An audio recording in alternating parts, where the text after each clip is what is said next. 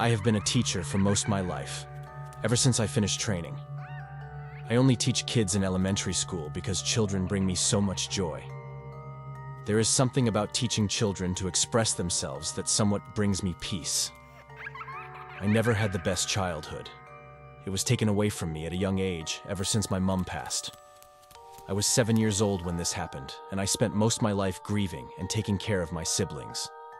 I vowed to myself that if I ever were to have children or own any responsibility towards them, I will make sure to be patient and give them the best life possible.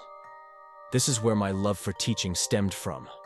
I currently teach a bunch of children, aged 9 to 11, a variety of subjects. I love my class. I teach them to be respectful and caring towards one another, and in turn they get rewards like treats or chocolates. However, there is this one kid in my class, called Raham. He is one of the quiet kids. He barely speaks and prefers to be by himself most of the day. I noticed that most of the kids would avoid him. They would be hesitant and almost scared to approach him. I never understood why. To me, Raham was a sweet kid who just had problems with speaking or was too shy. But to others, he was intimidating and scary. One day, the topic of death came up while I was teaching. One of the kids courageously asked, "Why is death so scary?" I was thrown off guard when I heard this question. I had to come up with an appropriate answer to this. However, while thinking of an answer, I couldn't help but notice the excitement in Raham's eyes. He instantly lifted up his head when the student asked this question, as if he was eager to know the answer. He stared at me. It was a freaky stare. His eyes were wide, and he had a smile slapped on his face. I don't remember what I said exactly, but I think it was something along the lines of how death happens when we grow old. After living a beautiful life, it was time to say goodbye and return to the sky. The kids were obviously too young to understand, so I tried to switch the subject back to what we were currently learning. Raham then puts his hands up. This was new. He never puts his hands up. I gladly picked on him, hoping to answer a question. "How did you cope with it?" he asked. "Cope with what, hun?" I replied in confusion. "How did you cope with the death of your mother?" The whole class gasped while looking at each other, and then back at me. I sat there in shock. I was horrified. I had no idea how he knew this information. There is no possible way he could have known this. I fought back tears that were spiraling up. My heart started to race faster, and the awkward silence was deafening. I sent him out the class. He got up and left, waiting for me to address him. I told the class how he had a wild imagination and how it was rude to assume things. I put on a video for the children to watch, and I headed outside. Raham was standing outside looking at the ground. I scolded him for blurting out something he shouldn't have and interrogated him as to how he found this information out. I know he was a kid, but his question triggered a deep memory. I thought disappeared. He didn't seem sorry nor apologetic. He just shrugged his shoulders and played with the carpet with his shoes. "I'm talking to you. Look at me when I'm speaking," I shouted. He slowly lifted his head to look at me, but I didn't see Raham. I saw the eyes of something dark, something non-human. I don't know how to explain it, but his eyes were marble black just for a split second before returning to his usual color. I took a step back in shock. He finally said, "Sorry," and returned to class. I didn't, though I stayed outside to collect my thoughts. I couldn't tell if I was hallucinating or if what I saw was really real. I decided to speak to Raham's parents that day. They were just as confused and surprised as me when I explained this. They had no idea how Raham could have this sort of information. They apologized for his behavior and told me they would speak with him. I thanked them before ending the phone and soon forgot about this. One morning when I had gone to work, I was pulled into the headmaster's office for a chat. I was told that Raham will be leaving school by the end of this week. I asked why, but apparently it was because Raham and his family were moving houses. Fair enough, I thought. Not to sound mean or anything, but the kid gave me the creeps ever since that incident, so it didn't bother me too much. I handed out a quiz to the class at the beginning of the week. On that Friday, Raham would be leaving, so he would not be able to get his marked result. The quiz was on a creative writing subject where they were to use them imagine to picture a life for themselves in the future. I was marking each paper, one after the other, until I was to mark Rayman's sheet. When I looked at his paper, I gasped in horror. It was a simple drawing with the text shown on the screen currently. I was astonished. He had left by this point, so there was no point of marking it, but I was left speechless. This kid definitely had an imagination, or something possessed him to draw such a picture. Kids are creative and young. They are also an easy target to spirits. I hope Raymond and his family are okay. This was the last incident relating to him.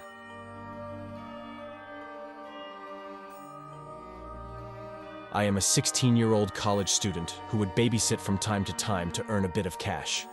I loved being around little kids, so babysitting for long hours were completely fine for me.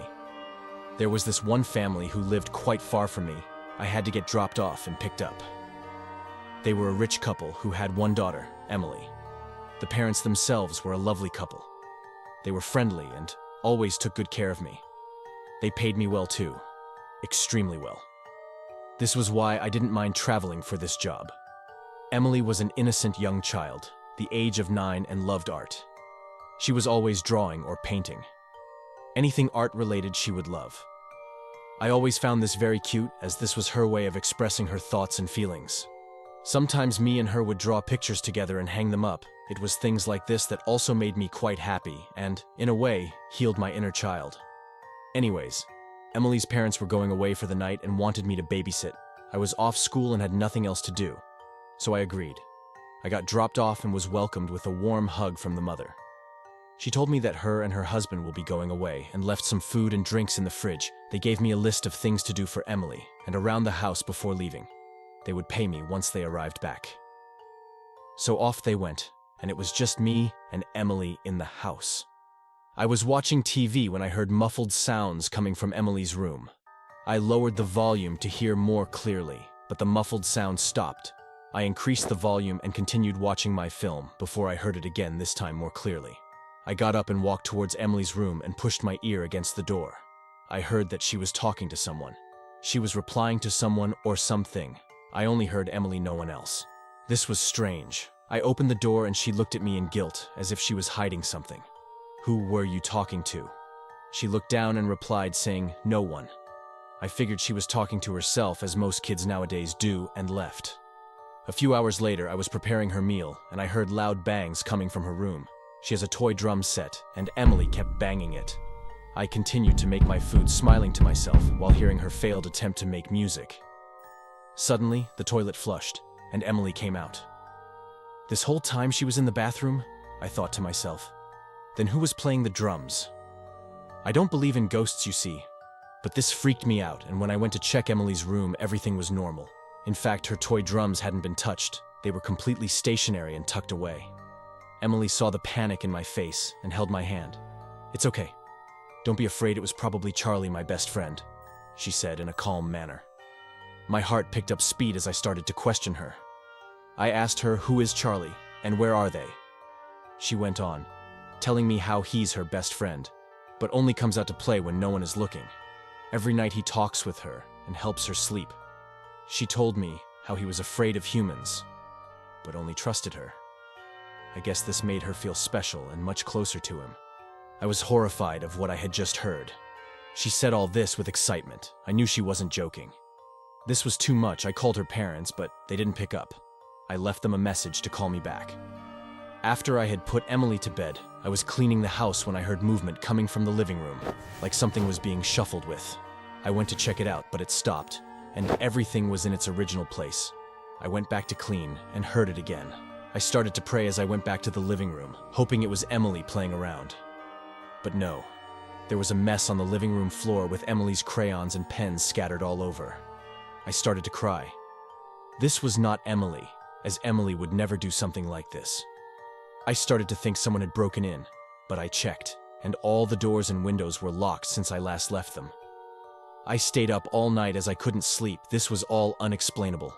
The next day was my last day, and they would be back this evening. They still hadn't called me back. Me and Emily were drawing together when she randomly starts giggling. "Something funny?" I said in a giddy tone. She proceeds to tell how her friend Charlie was watching us draw. I put my pen down in frustration and told her to stop playing games and that Charlie is in her imagination and not real. She looked hurt, and I instantly felt bad, but I was angry because it was starting to affect me. I became so paranoid. She stopped talking to me and starts drawing something quick and rushed. She was angry that I offended her and Charlie.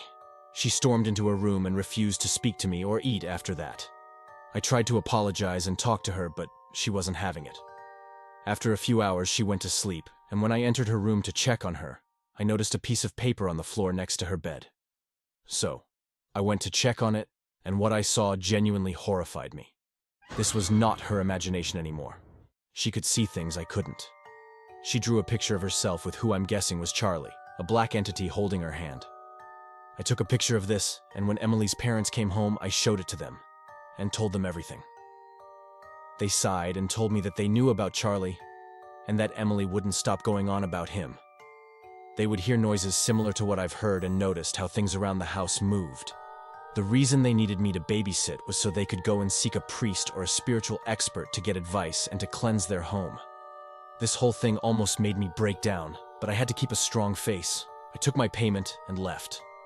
I never returned there again. I blocked their numbers, and after a while I stopped babysitting too.